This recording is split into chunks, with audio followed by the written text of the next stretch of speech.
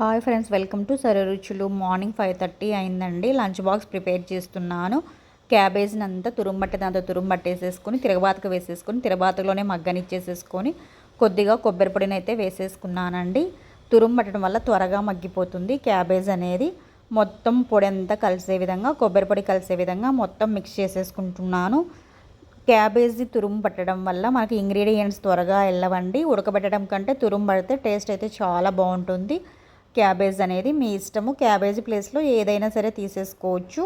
ఇలాగ తురుము పట్టుకొని చేసేసుకుంటే త్వరగా అయిపోతుంది. రైస్ పెట్టేసేసుకొని మగ్గి లోపల రైస్ కుక్కర్లో అన్నం పెట్టేశాను. రైస్ కుక్కర్లో అన్నం అయింది. ఇంకొక పొయ్యి మీద పప్పు పెట్టేశానండి.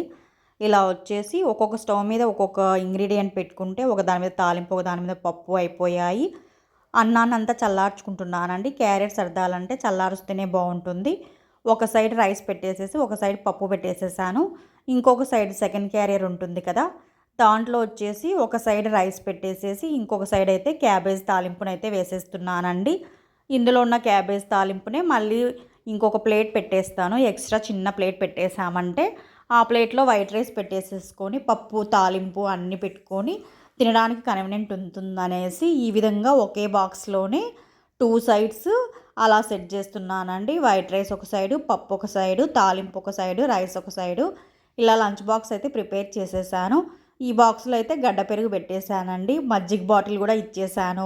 వాటర్ బాటిల్ అయితే ఇచ్చేసానండి. ఇంటర్వెల్లో తినడం కోసం అనేసి పాప్కార్న్స్ పెట్టేశాను ఒక బాక్స్లో. స్టీల్ బాక్స్లో పెట్టామంటే పాప్కార్న్స్ మెత్తగా కాకోకుండా ఉంటాయండి. ఇంకా తాగడానికైతే గ్లాస్లో మజ్జిగ కూడా ఇస్తున్నాను. జర్నీ చేసినప్పుడు వేడి చేయకోకుండా ఉంటుందని. లైక్, షేర్ అండ్ సబ్స్క్రైబ్ అండి. ఎపిసోడ్ 2 అండి.